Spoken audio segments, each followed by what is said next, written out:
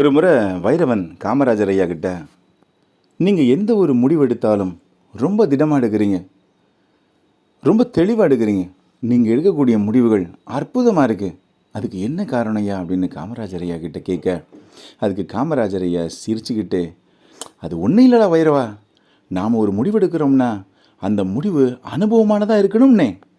அனுபவப்பட்ட முடிவுன்னா நமக்கு நம்ம அனுபவத்தில் கிடைக்கிறத விட வயசானவங்க நம்மளை விட அதிக வயசான பெரியவங்க கிட்ட கேட்கும்போது நமக்கு நல்ல அனுபவங்களெல்லாம் கிடைக்கும்னே.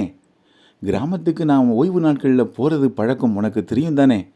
அப்படி போகிற சமயங்களில் அங்கே இருக்கிற தாத்தா பாட்டிகள் பக்கத்தில் உட்காந்து நான் பேசுகிறத நீ பார்த்துருக்கல்லன்னே. அப்படி பேசும்போது என்ன பேசுவோன்னு நினச்சேன், அவங்க தங்களோட அனுபவங்களை என்கிட்ட பகிர்ந்துக்குவாங்க. நான் என்னோடய வாழ்க்கையில் நடந்த சில விஷயங்களை சொல்லும்போது, இப்படி செய்கிறத விட இப்படி செஞ்சால் நல்லா இருக்குமியா அப்படின்னு என்கிட்ட சொன்னாங்க. அந்த மாதிரியான விஷயங்களை நான் மாற்றிக்கிட்டேன். சில விஷயங்கள் அவங்க சொல்கிறத நமக்கு கேட்கும்போது அவ்வளவு ஆச்சரியமாக இருக்கும். இவ்வளவு அனுபவங்களாக இவங்களுக்கு, இவங்ககிட்ட இருக்கிற அனுபவங்களை வச்சு ஒரு புத்தகமே எழுதலான்னே.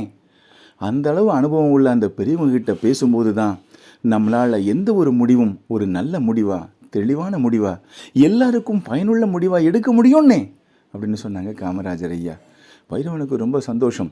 காமராஜர் ஐயா எவ்வளோ பெரிய முதலமைச்சராக இருந்தாலும் ஒரு சாதாரண எளிய முதியவர்கள்கிட்ட இருந்து கூட அனுபவத்தை கேட்டிருக்கிறாங்கன்னு அவர் நினச்சி ரொம்ப பெருமிதப்பட்டார். காமராஜர் ஐயா நல்ல விஷயங்களை எந்த அளவுக்கும் இறங்கி கேட்பாருங்கிறது இதிலிருந்து நமக்கு நல்லா புரியுங்க.